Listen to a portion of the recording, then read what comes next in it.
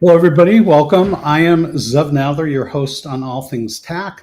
This is our 9th episode, and we have a really great lineup today with a blend of first responders and mill panelists. We're really looking forward to learning a lot about their shared ConOps, their individual ConOps use cases, and kit. Let's start with Mike Legleiter.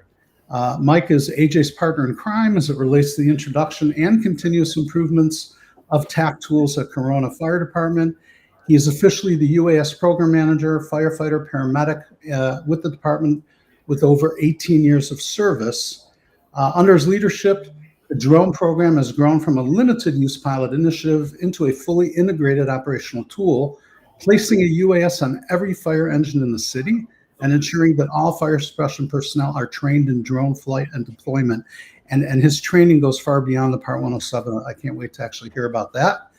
In addition to overseeing the field operations, he does all the evaluation criteria for the pilots, and he does the COA operations, make sure that's all squared away. The major focus of his group has been integrating the drones with ATAC, and he also teaches ATAC and UAS operations to public safety agencies across the country, supporting departments looking to modernize the response capabilities.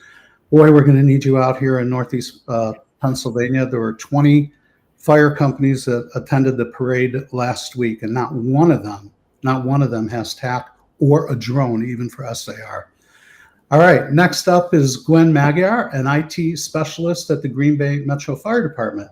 She has over a decade of experience supporting public safety, telecom, and military communication systems.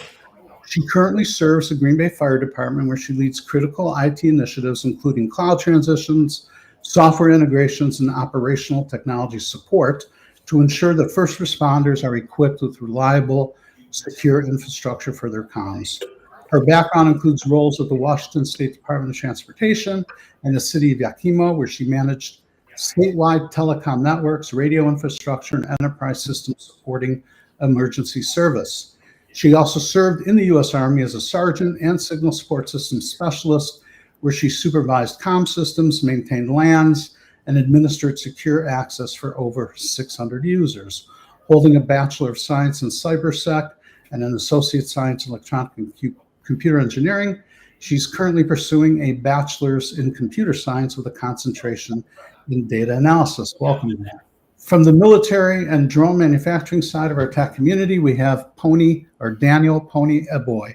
Daniel served 20 years in the United States Air Force Special Warfare as a JTAC, which is a Joint Terminal Attack Controller, responsible for calling in airstrikes and all things boom to protect U.S. Army ground teams. He retired in August 23. He did 8 deployments between Afghanistan and Iraq during the global war on terror. He pioneered drone integration as a close air support for targeting, and he used ATAC for operations dating back to 2016 during the infancy stages at the Air Force Research Lab. Alex asked if you can share the hardware specs for your hosted server setup. Well, I'm going to go to Pony for a few minutes, and while I do that, can you maybe get that up on a screen if you have it handy, and then we could show it when we come back to you? Would that work? Yep, I can do that. Okay, great. So Pony, back to you. All right. Can you tell us a little bit more about the decision and how long ago it was made to enable your birds off the manufacturing line, off the assembly line, to be TAC enabled? And I think, I don't know, correct me if I'm wrong, you're one of a very few that do it. I know that Dark Hive, that's part of Dark Hive's value proposition. I don't know that they're already deployed, but tell us more about that. What led to it, and how easily does it work, and how much do your clients love it? So all our federal users and the DoD, they absolutely love it because it's so familiar to them, right? So you got to think back that TAC came around to the military, especially in the fires community. When I say fires, like targeting and attacking things, like with artillery, aircraft. So targeting was everything, right? So it was, it was a common operating picture where you could see all your friendlies, because as a JTAC, not only is it important, because a lot of the even like the UIs has like a center field of view with the reticle that could actually calculate like where that target is on the ground to include like precise elevation and up to 15, up to 6 meters of accuracy, right? And that's like, JDAM or smart bomb, like wheelhouse, right? That's but definitely the 3D is what we refer to. Yeah. But it definitely made like the JTAC the job easier. The most dangerous situation a JTAC can be in is not knowing where all friendlies are. Because what you're doing is like you're covering a lot of surface area depending on the weapon. And you need to know where all your friendlies are, because the absence of that information like slows down the kill chain. There we go. Okay, yeah. So this is Vesper, right? This is where my roots for drone or ATAC integration in the military. But this is Vesper. This is our micro drone, right? So it's super portable. And this is Trace. This is our nano drone, right? So it's quadcopter based as well. It weighs in at 153 grams. And it is super quiet. Well, all our drones are like super quiet. I mean, the biggest thing that you can hold it right here, Zach. But our drones is like out of like all the blue UAS companies, I would say that we come under as far as like pricing. You said you're a big Second Amendment guy. So are you familiar? Is everybody in this firearms manufacturer? I have many an hour from them. Yeah.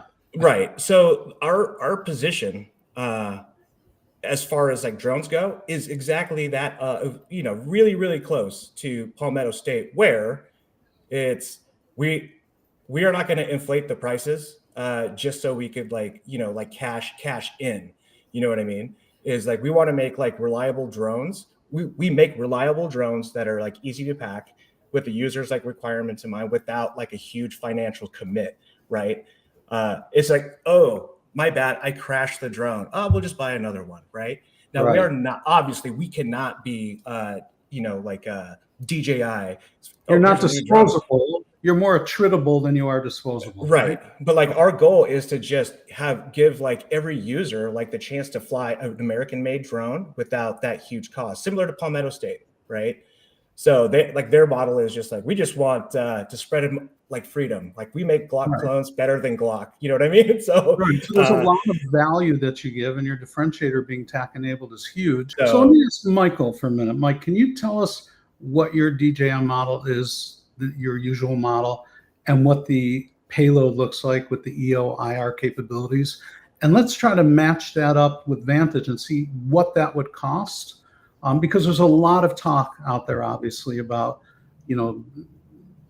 banning DJI from government and making everybody use NDAA.